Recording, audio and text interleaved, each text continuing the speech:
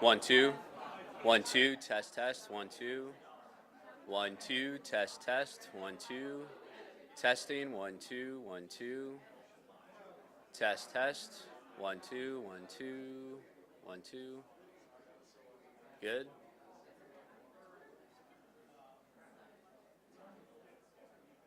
1 2 1 2 test test testing 1 2 cool.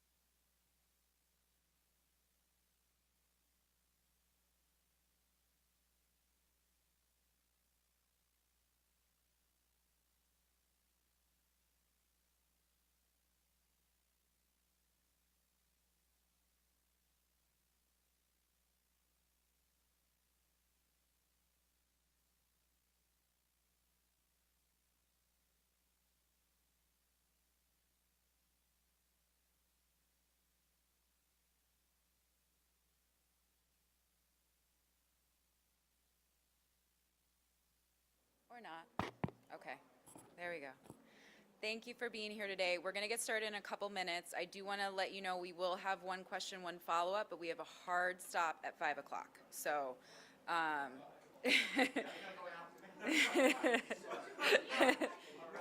so just one, pardon?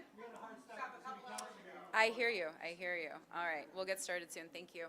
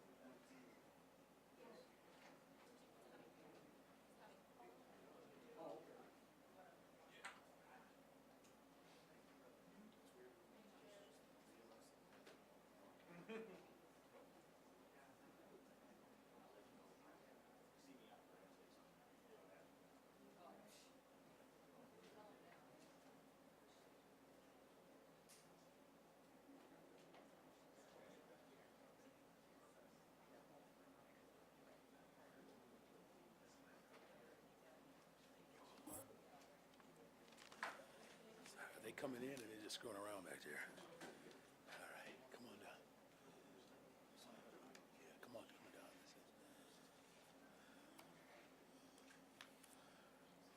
Well, good afternoon, everyone. Thank you all for being here.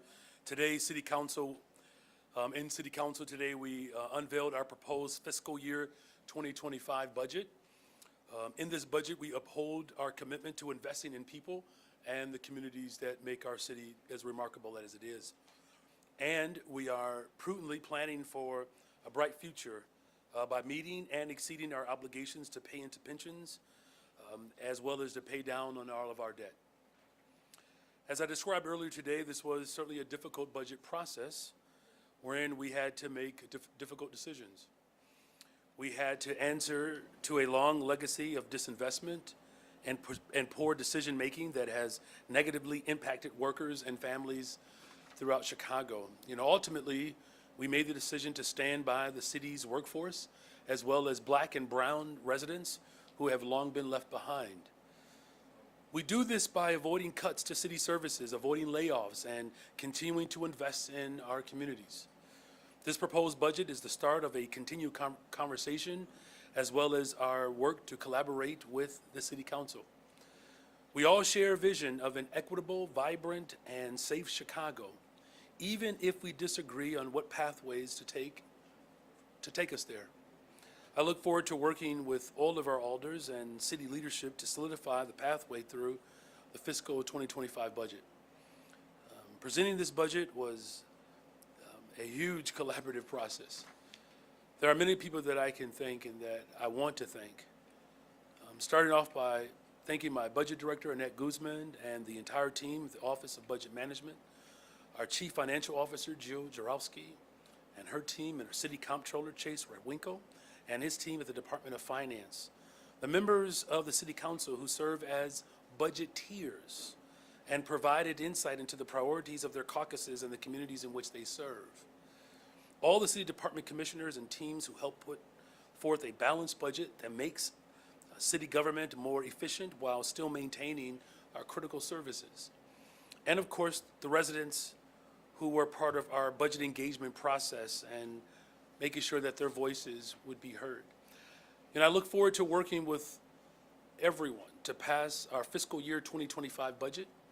Also, in City Council today, we did adopt a resolution honoring the Military Order of the Purple Heart in Chicago's community of esteemed veterans. We also acknowledged October as Breast Cancer Awareness Month and HIV/AIDS Awareness Month. Let's continue to remember those we have lost and those who are suffering from these illnesses as we pledge to build a healthier, more resilient city. And through these resolutions and acknowledgements, we demonstrate our commitment to celebrating and safeguarding our communities. I know it's been a long day, but I am prepared and ready to answer questions. I'm grateful that we have our budget chair with us today, Chairman Alderman Irvin. Thank you.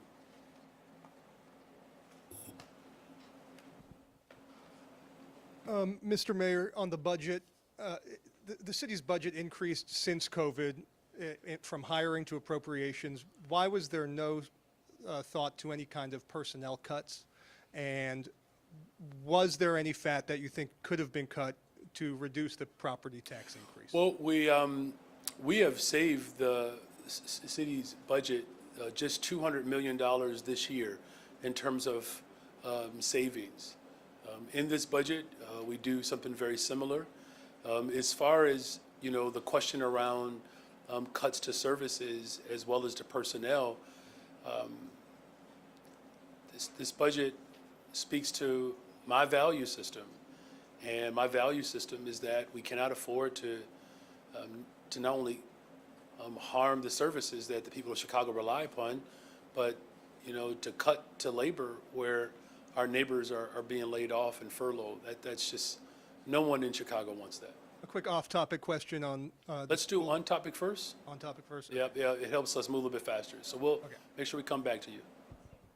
Hey, Mr. Mayor, what would you say to those who voted for you and now you are going to be raising those property taxes when I know initially you said that you would not during your campaign? Well, look, as I've always said, I hold true to my values, and, negotiating the details of my values is something I've always been open to. But first and foremost, I want people to be very clear that what this budget does, what I've done since I've been in office, it invests in young people.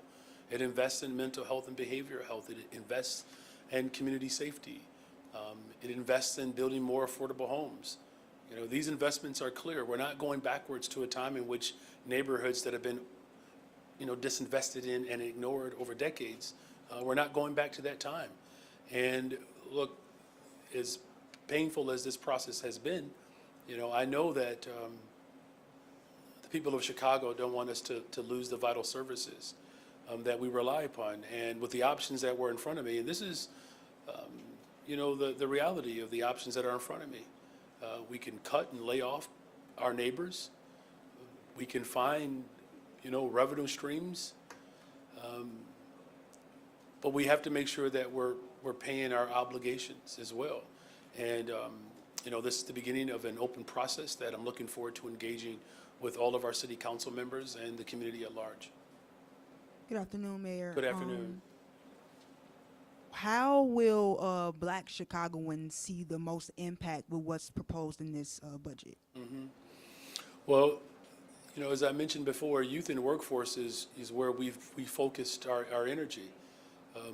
Again, we're committed to hiring up to 30,000 young people. Last year, we hired almost 28,000 young people. 10 of the top neighborhoods where young people were hired from were right from Black Chicago. We are still committed to investing in building more affordable homes and now sustainable homes that allow for a revolving loan process that creates a system that will put more affordable rental units online. It's the biggest investment for this type of social housing in the history of the country right now. Our commitment to one single shelter system is critical to providing temporary housing for families who are struggling and are unhoused. Our investments in community safety are still heavy, right? Investing in communities that have been neglected. When we talk about making sure that there are helicopters and more detectives to solve crime, we're already seeing the dividends, the return on that for Black Chicago. 54% clearance rate is the highest it's been since about 2015. So between youth and workforce development, between building more affordable housing, particularly on the west and south sides of Chicago, investing in behavioral and mental health, investing in this crisis around the unhoused around the globe, those are just some examples of where Black Chicago in particular will continue to benefit from our investments. Thank you for that question.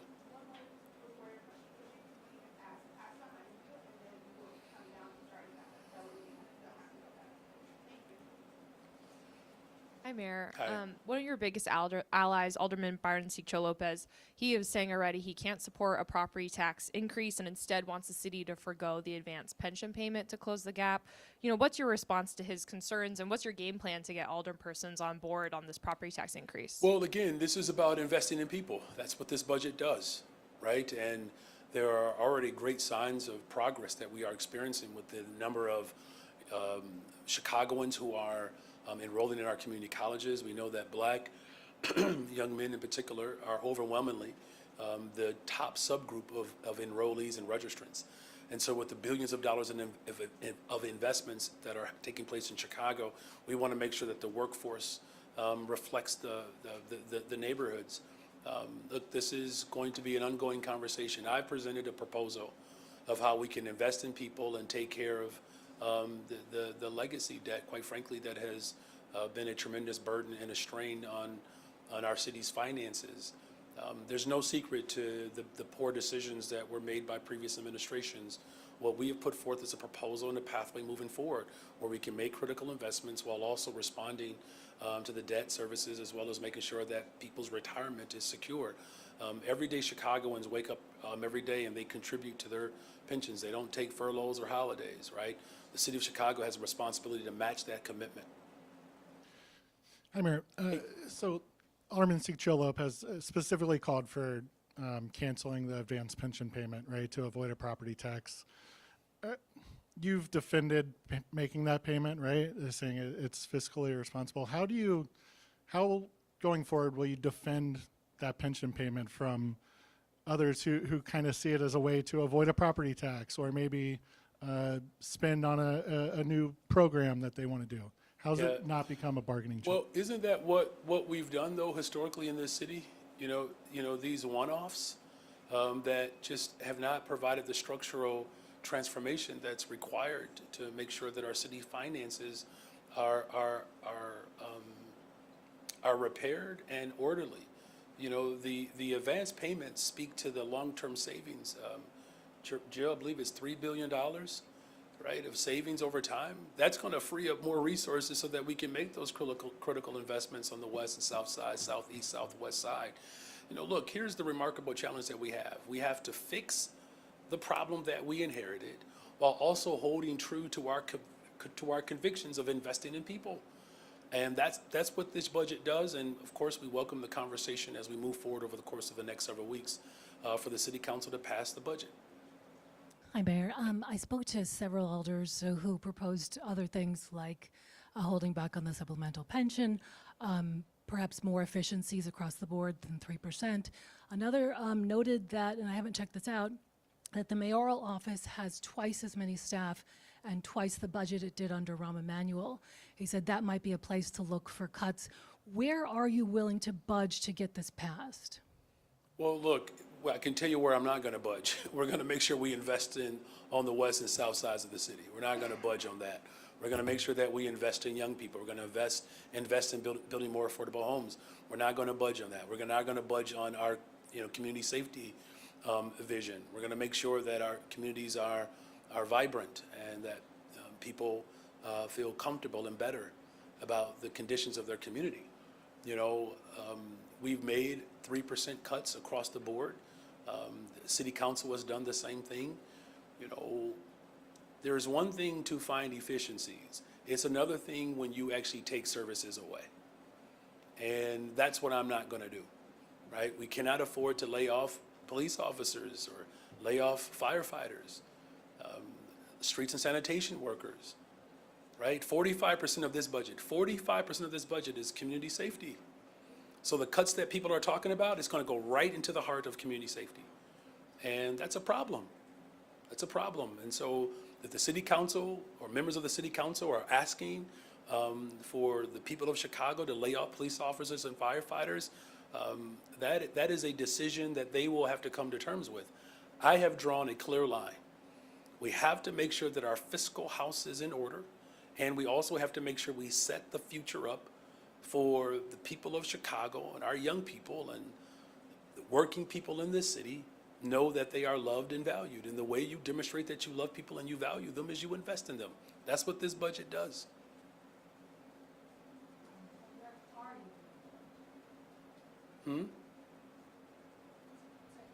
The question is, where aren't you willing to budge? I'm asking where you are willing to budge.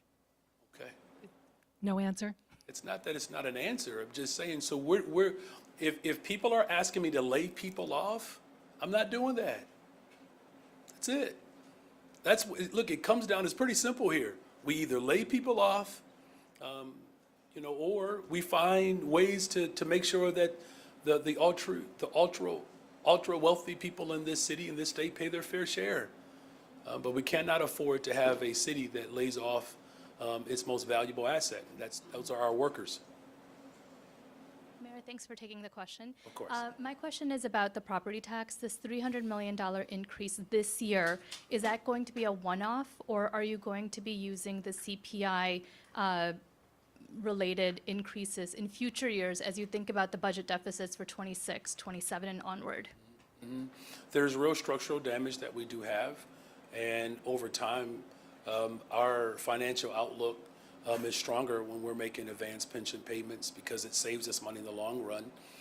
As far as what we do in perpetuity, again, that's what this discussion and this proposal is going to invoke. Those conversations will continue to take place over the course of the next several weeks. So this increase this year is not necessarily We're doing one budget at a time, okay? No, but Listen, you stay tuned. I know, but my question was, this particular increase is not an indication that you are now accepting the CPI, the increase, property tax increase connected to the CPI. I understand what your question is. I'm saying that this is the proposal that I put forward, and we will have a robust conversation about a pathway moving forward for fiscal year 2025.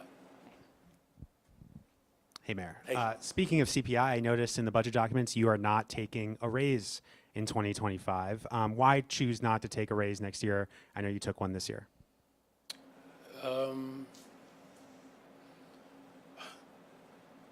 Believe it or not, I don't do this job for a check. I don't. And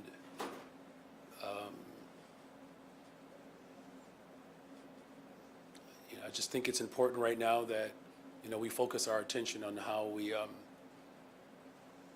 deal with the structural damage that has taken place over the course of decades. And I appreciate the question. I just, for me, I don't actually think much about those dynamics. What I'm thinking more about is the fact that we've sold off assets in this city, and the financial ruins of this city are quite severe. And moving forward, we're going to fix the problem that we inherited, and we're going to continue to invest in people moving forward. Alder people voted down your RTA appointment today, Jerickson Medina, the second pastor to either be voted down or bow out in this process. Aldermen have concerns over their transit experience. What's your comment to that pushback from Alder people? Well, look, we put forth a very diverse group of individuals who bring a variety of expertise to the conversation. This particular pastor is someone who got his start repairing Ventura machines and used public transportation to keep his job. He pastors a church where I believe 75% of his parishioners use public transportation. That's an important expertise that belongs in this space.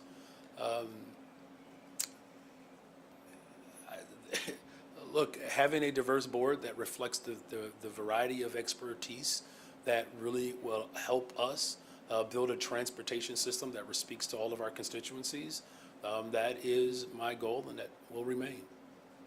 Hi, Mayor. Hi. Given the TIF surplus amount going to CPS of the $570 million, the district's funding gap would be cut in half this year, but it still leaves CPS with about $185 million in costs that it still can't afford. I'm just wondering, what solutions are you thinking of for that, and is borrowing still on the table? Well, what we said was that, as have always said, that the TIF surplus should go to the taxing bodies, and it's not just CPS, but it's all of the taxing bodies, county government, which they deliver important healthcare services, our parks and libraries, our community colleges. Look, the Board of Education, they have a responsibility to ensure that we're not cutting the classroom. My values are pretty much still the same, right? That we cannot, afford a school district that continues to disinvest in neighborhoods. The Board of Education will continue to explore options that they have to ensure that we don't cut the classroom.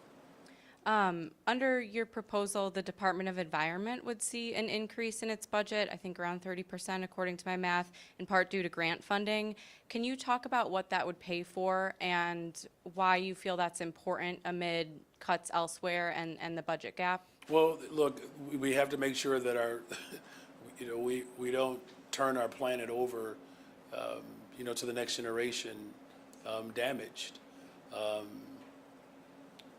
There are a lot of entanglements that still exist within, these departments that we have to, disentangle. We're going to work with the consulting group to help us, streamline a process that works for the people of Chicago. But as we continue to have these briefings and hearings, we'll get a chance to dig in a little bit deeper around some of the specific dynamics that will, ensure that environmental justice is actually realized. Look, west, south side, southeast side, southwest side has been severely damaged as it relates to the injustice that has been the prevailing form of policy in this city for too long. We have changed course. As I've said from the very beginning, we're going to continue to invest in people, and having a department that is centered around environmental justice is critical to our investments. The opportunities to grow our economy, green and a blue economy, it's wide open for us. And that translates into jobs, healthier communities, sustainable communities, and that's important. Good afternoon, Mayor. Thank you for taking my question. Of course. Is Local 2's upcoming contract costs going to be baked into this budget plan? And if not, will you and the council have to come back mid-year to pay for it? There's already consideration for what those costs would be. In this plan? In Okay. this plan, yes. Okay, and you lamented the lack of progressive revenue streams today. Out of all the ideas, you've weighed, including some you shouted out today, what do you think is most viable to pursue next? And how soon will you move on it or call on others? No, that's a great question. Look, there are a number of allies and we've already begun those discussions. There are some ideas that our team are still looking at, and it's one of the biggest challenges, of course, that we do have as city government, that the state, has far more control and jurisdiction over taxing policy. And as much as home rule is a dynamic that people believe that it allows the city of Chicago to do as it pleases, there are dynamics that really require, that essentially require state approval. We've had great conversations with the state of Illinois. We will continue to collaborate with them. This one shelter system is a reflection of our collaborative approach. And it's going to be an ongoing conversation for the entire state, right? Because, look, federal dollars are not coming. And it's going to be incumbent upon not just local municipalities, but the state as a whole to find strength in our ability to raise revenue to meet the service demands that the people of Chicago and the state of Illinois have. Hey, Mayor. Hey. SEIU 73 President Diane Palmer told us the city is, quote, balancing its budget on the backs of working families with property tax increases. How do you respond to that? Well, again, what I've said from the very beginning is that we're going to invest in people, and that's what this budget does. And laying people off and furloughs and cuts is not the way to balance this budget. You've used the analogy of previous administrations kicking the can down the roads a number of times in the last couple of days. How does the plan you put together for the next year prevent the city from facing a similar predicament next year, 5 years from now, 10 years from now? What's shifted? This budget, this proposal. We're telling people, like, there's a pathway forward, and I am moving forward. The investments are real. We're making them. I'm going to continue to invest in people. We're going to continue to invest in youth and workforce development. We're going to continue to invest in building more affordable homes and creating affordable rental units. We're going to continue to invest in public and mental health. We're going to continue to invest in our overall safety. That's important to me. That's important to the people of Chicago. They voted for me to invest in them. They also know that we have to deal with the financial malfeasance that has gotten us into this mess. And there's a way in which we can, it's like an episode of Property Brothers, right? There's a house that you ultimately want, but there's a house you can actually afford, and part of that effort to afford the home is it's going to require some renovations. That's what we're doing. We're renovating the city of Chicago. We're clearing up the toxic waste. We're investing in neighborhoods that have been historically disinvested in, and we are responding to the debt services that we inherited. Not only did previous administrations show poor judgment in how the finances were handled, they begin to sell off. Imagine having property and selling all of the equity or releasing all the equity in the home, and then you begin to sell the things inside the home. That's what this city did, and that's not the pathway forward. The pathway forward is investing in people and dealing with the structural damage that we do have to repair. Hey, Mayor. Came just in time. First question of my two questions. There's some confusion, and I know we just got the budget addressed today, about the police jobs that are going to no longer be filled. Around 400 of those jobs are part of your plan. So can you, for those who might be concerned about public safety, kind of elaborate on what that looks like going forward? Are those jobs sworn officers? Are they desk jobs? What does that look like? Our budget director can speak to that, please. Good afternoon. So CPD is reducing their vacant positions by over 400. The majority of those are non-sworn civilian positions, around 400. And so in discussing a path forward with CPD, they were very focused on ensuring that they had the positions in their budget to continue to recruit classes to ensure that they have enough officers who can go on the street. And then secondly, we've talked to a few alder people today. They've all voiced a little bit of concern that they think this is going to be kind of an uphill battle towards the end of the year trying to get this budget passed. What are your thoughts going into these negotiations? How will you bridge the budget gap, but also bridge the gap between those that are severely against this property tax increase? Well, look, here's what we're all in favor of. We're all in favor of making sure that the people of Chicago are invested in. I believe that there's alignment around, not laying off police officers and firefighters and street and sanitation workers and people who provide services to the people of Chicago. These are our neighbors, right? People know that we have a responsibility to secure people's retirement. You work 30 years, 31 years, you saw there was a gentleman who retired, he's retiring tomorrow. His pension has to be there for him, right? And so, the fact that we weren't paying the full amount, between 2004 and 2014, it's put us in a position where last year, 2.7 billion, next year, 2.9 billion, because we have to do right by the people who work in our city. The pathway moving forward is going to be the collaborative approach that I continue to bring to the conversation. Look, I presented the budget, right? I've done my part. The city council has to take on its responsibility to make sure that we actually have a budget that invests in people, that also focuses on strengthening our economic prowess long-term. Mayor, thanks for taking the question. Similar to Sabrina's first question about the 400 positions that may be eliminated from CPD, is there going to be any public safety impact there? And what would you say to aldermen who say CPD's budget shouldn't be touched? Well, look, our investments in community safety are wide and far. People believe that the only way you can keep a community safe is just policing alone. That is not our approach. It's not our approach. That's why the expansion of our CARES program and the alternate response to the 911, which will dispatch behavioral health specialists so that it frees up officers to respond to other severe crime. 40% of the 911 calls that come through are mental health crises. So there's no cutting corners here.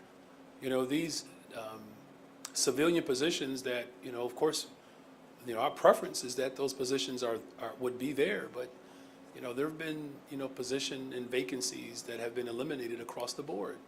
Of course, I would love to fill every single vacancy that we have in the city of Chicago, but here's the situation that we've been left with.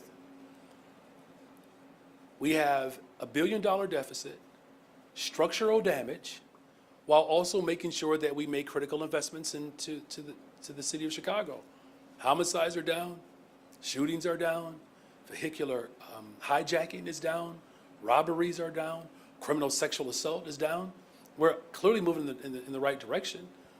You all know this. I live in one of the most dynamic neighborhoods in the entire city of Chicago. There is no mayor in the history of Chicago that could ever say that they wake up in one of the toughest neighborhoods, one of the most violent neighborhoods in the city. Alderman and Irvin and I mean, we're raising our families on the west side of Chicago. We love it. Parts of Garfield Park has been described as a developing nation. That's why we're building affordable homes in the 28th Ward. We're showing up for our young people. We're investing in our education system.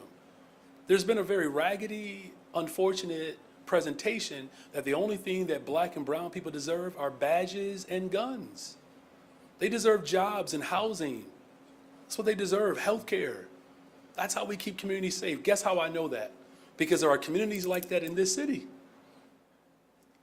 41st Ward, 19th Ward, police officers, firefighters.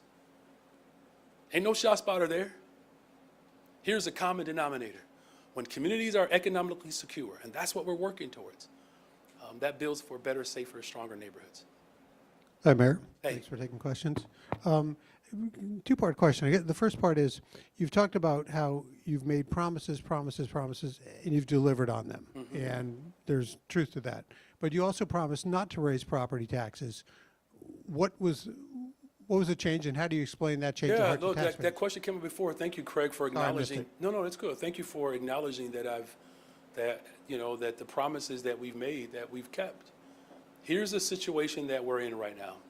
With the investments that we are making, and we're going to continue to make those investments, we are left with very limited options.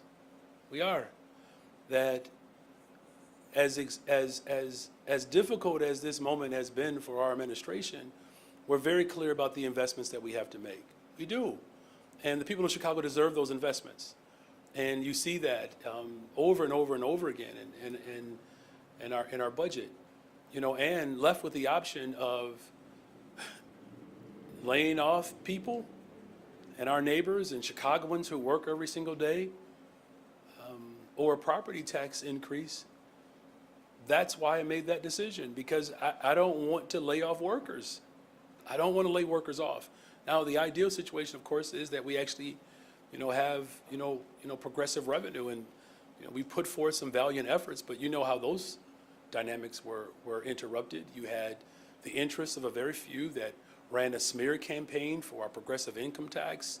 They ran a smear campaign against Bring Chicago Home. And that's why the organizing on the ground, we have to continue to do that, because ultimately we need progressive revenue to not just continue to make investments in the city of Chicago. You're going to need progressive revenue, of course, for the entire state of Illinois. So I'm probably going to end up asking a question that was already asked, so forgive me, but I bopped out for news.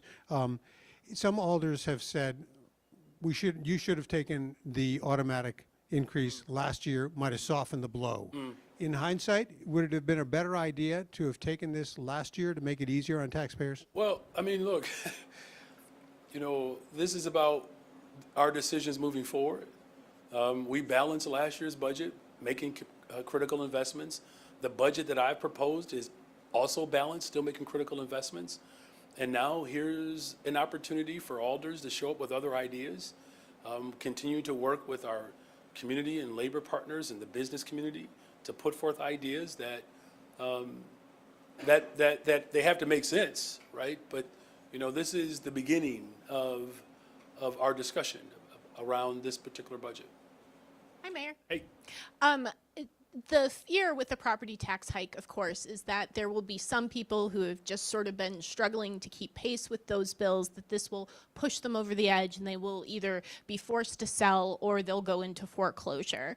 What do you say to those people that why they should sort of be put in that precarious position, or a precarious position made even worse, so the city can pay more than state law requires towards its pension? Well, look, the position that working people have been in this city has been strained for a very long time. Because of negligence, we are now in a position where we can no longer leave it to the next generation to solve this problem. The issue that we are faced with right now, it is severe. And if we don't make these critical investments today, at some point, whether it's me or me in 3 years or 4 years or 8 years, we're still going to have to come back to this question around how do we respond and invest in our retirement. Look, the ultimate goal really is to ensure that we're not laying people off, because that would also cause people to lose. And so we're going to make investments. We're going to respond to the structural damage that we inherited, and we're going to continue to have ongoing conversations with individuals from the city council who may have other ideas. Deep in the police department budget indicates that the Office of Constitutional Policing, which is charged with implementing the consent decree, will also suffer some level of cuts next year. Are you confident that those cuts will not be so deep that that will prevent the city from complying with the consent decree and fall even further behind? That's a very excellent question. I am confident. Look, the cuts that all of our departments have been asked to make, many departments who went beyond the 3% to just demonstrate and show their commitment to passing a balanced budget. We do have to continue to show up for the people of Chicago around constitutional policing so that we can continue to build the trust that we are building over the last couple of years. Mayor Johnson, Chicagoans are very alarmed that at a time when Chicago is clearly fighting for its financial survival, that you're out of state campaigning for Kamala Harris. You are defending Little Dirk. This is your priority. You and your wife Stacy have a 200+ CPD police security detail when real Chicagoans are obviously afraid and victims of violent crime.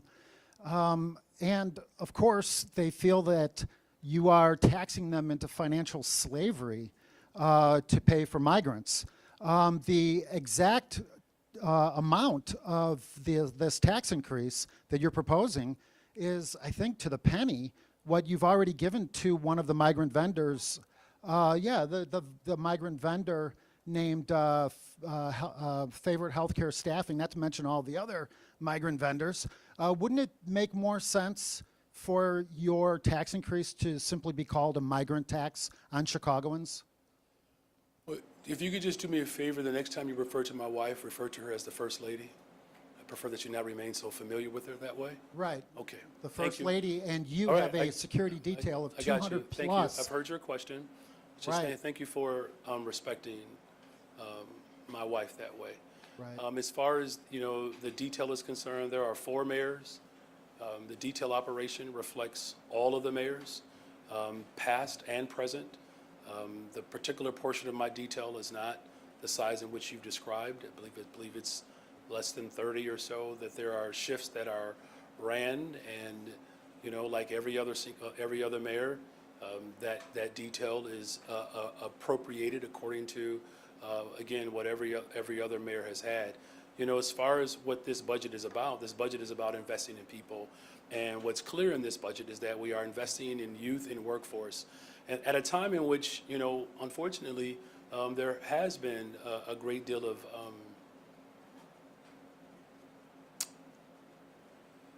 real mean-spirited attacks against young black and brown children. And so we're increasing our investments in youth in the city of Chicago and workforce as a whole. We're going to continue to build more affordable homes. So we've built 3,400 roughly since I've been in office. We're going to continue to respond to the environmental justice that has been the prevailing form of policies for a very long time. And we're going to make sure that we continue to drive public safety and community safety in a very holistic way. And that's why homicides are down, shootings are down, vehicular hijackings are down, robberies are down, criminal sexual assaults are down. We're going to hire 200 detectives by the end of this year, which was a campaign promise within the first term. And so these investments continue to take place. And that's what's most important in this moment, is that I've made a commitment to invest in people, but we've also made a commitment to respond to the structural damage that has been done over the course of decades to our city's finances. When you say mean-spirited attacks against young black youth, Yeah, so are you basically talking about the carjackers or the armed robbers? What I mean, or are you just talking about every young black child in the city of Chicago? I'm not sure what Yeah. you're referring to. You're not? No, I'm not. Oh, okay. Well, there's black and brown children in this city who I'm going to Right. invest in. And they're That's who I'm referring dying in larger. They're being shot and murdered. I'm sorry. And Thank you for your question. why aren't you worried about their safety? Thank you for your question. All right. Hey, Mayor. You know, this property tax proposal comes on the heels of the triennial reassessment. A lot of Chicagoans got sucked. What do you say to those beleaguered property owners that are saying no more? I mean, we can't afford this right now. Look, as I said repeatedly, look, this budget is about investing in people. That's what this budget is about. And I know the people of Chicago support these investments. The ideal situation would be for real taxation on those who can most afford it. Look, you covered it. You saw the smear campaign against Bring Chicago Home. You saw it. You all covered it. We went for it. We went for it as a city for a progressive income tax. We went for it. And there were forces that smeared the efforts, confusing people to make them believe that somehow they're going to lose. And it's the same interests that continue to drive our economy into the ground. And as I've said repeatedly, as a homeowner, this is not something that we take lightly. Here's what we're left with. Do we lay people off and cut services?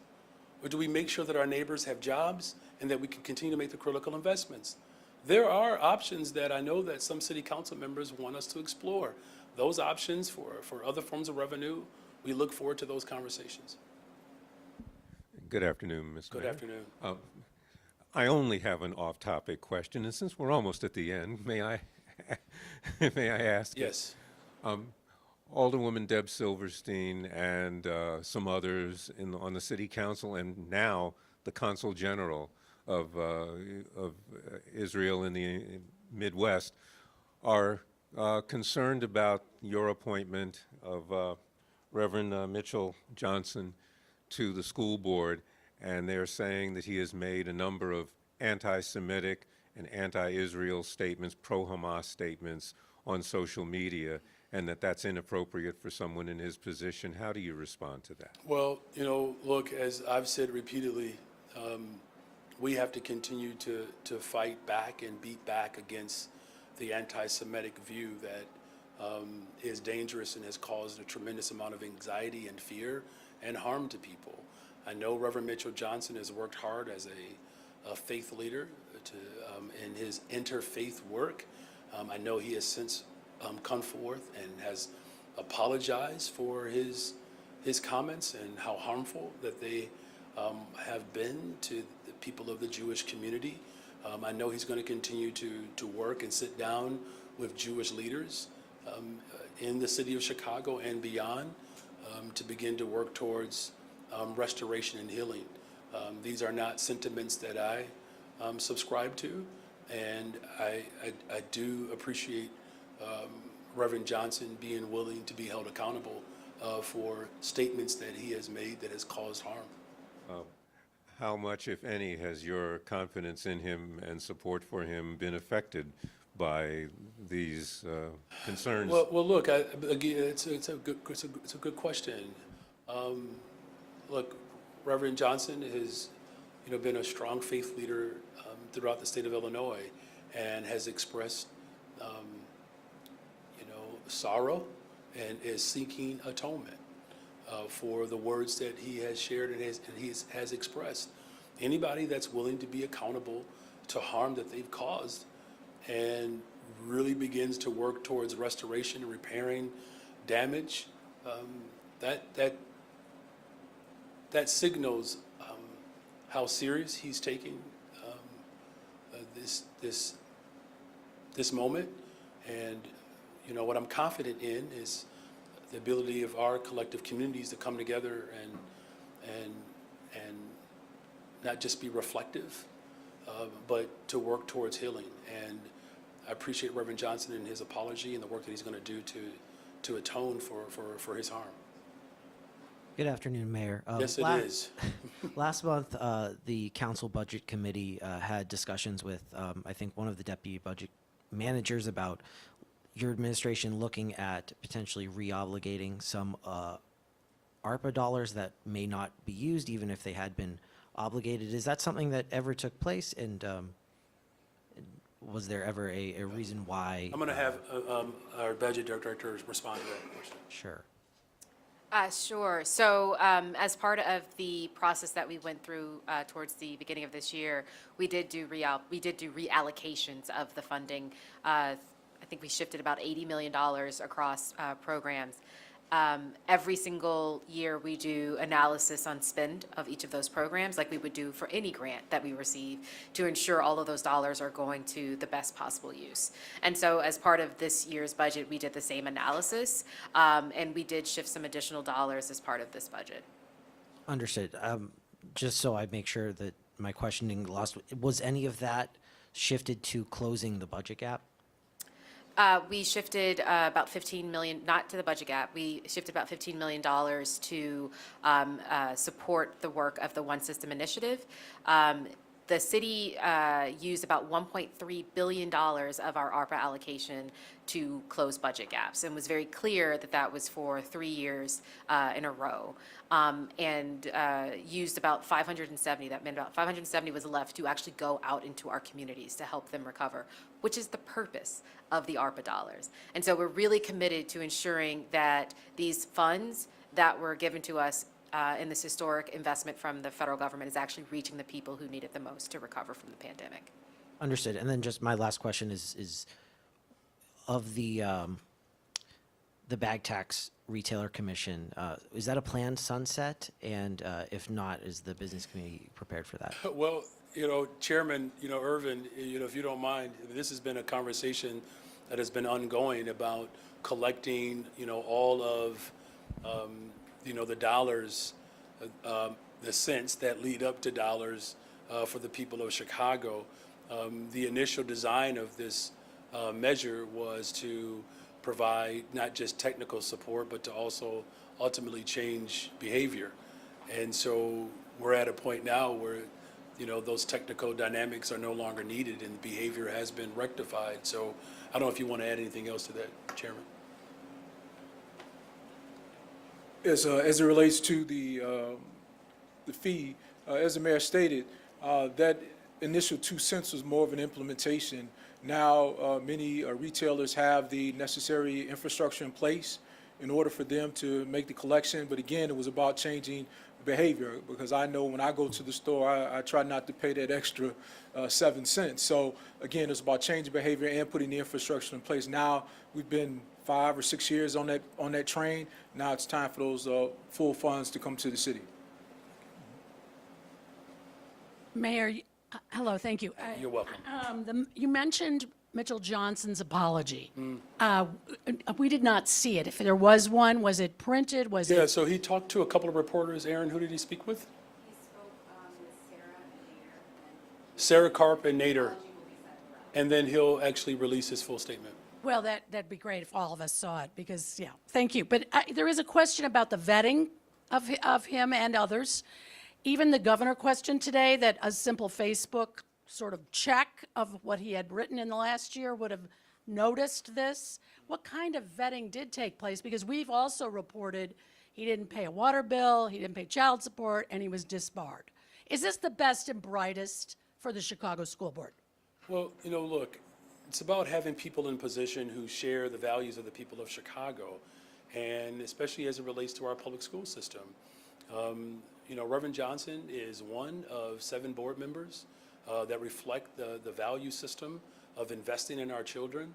And, you know, look, he made some comments that he has since apologized for. He'll release his full statement. He's already gone on record, and he's prepared to... Released it to a couple of people. That's not the same as releasing it.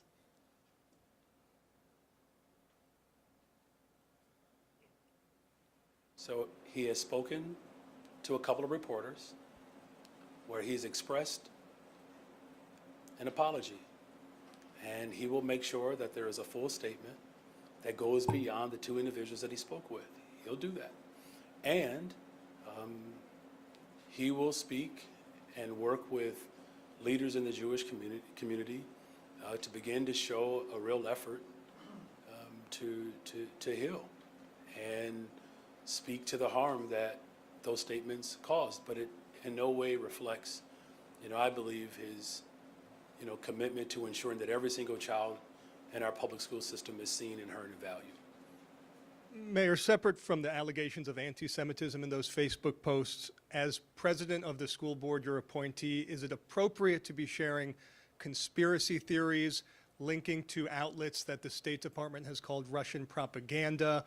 And why was that not noticed? Some have criticized the short time frame from the resignation of the school board members previously to these appointments. As somebody in charge of education, should they be sharing these things, and does that tell you something about how they might manage a school district educating the students of Chicago? Well, I'm still in charge of the education system in Chicago. I'm still in charge. And, you know, the school board, you know, which is made up and comprised of 7 people with different expertise and experience that they bring to the table. You know, again, you know, the statements that were made in the social media posts, he recognizes the harm, and he will continue to seek atonement. But it in no way reflects, and I believe, the overall sentiment to ensure that every single child is supported. It's why it was important to have someone like Rafael Yanez, who was a part of the division within our police department that essentially it was a responsibility and his charge to respond to hate crimes. So, you know, we clearly have a value system that speaks to the entire education of the child, which includes their safety as well as their cultural appreciation. You're good? Okay. Mayor, even the governor weighed in on this today, saying that questioning the vetting process, that looking at Facebook posts are pretty simple thing to do. Anybody can do it. So did you guys know about these Facebook posts before you named him to the board? Here's what we know about Reverend Johnson, that he has worked tirelessly to do interfaith work. That's what we do know. We know that he values public education, and as a faith leader, we also know that he recognizes that when there are shortcomings, that you live up and you own up to those shortcomings. So where we are today is that, again, he has, expressed his sorrow for those statements, and he will release a full statement, and he will continue to seek atonement in the coming days, working with the Jewish community and really working across the city of Chicago to make sure that voices are fully heard. But during the vetting process, did you know about the Facebook posts before you named him? Again, here's what we do know about Reverend Johnson, is that he has worked hard to establish real working relationships between different faiths and traditions. He recognizes the harm that those statements have caused, and he has expressed his apology, and he will continue to seek atonement to make sure that he has the full confidence of every single community in the city of Chicago. Mayor, on that broad topic, Alderman Silverstein said she was also disappointed in your response to the Westridge shooting, that you didn't label it as a hate crime or as anti-Semitic. Would you categorize that as a hate crime? And is there any truth? There's reports now that the suspect, who is charged and in the hospital, was an undocumented immigrant. Well, look, it was, clear that the person impacted who was shot was visibly part of the Jewish community. There's an investigation that's going on. Parrish, you know that, I think all of you all know in this room that you have to allow for a full investigation to take place. Now, that investigation is taking place. I can assure you that. But for me to classify it one way or the other, I think everybody knows what they saw, but for me to classify it one way or another, that would be irresponsible, right? It's an investigation. You understand that, right? Okay, all right. Is that all? All right, thank you all very much. Thank you.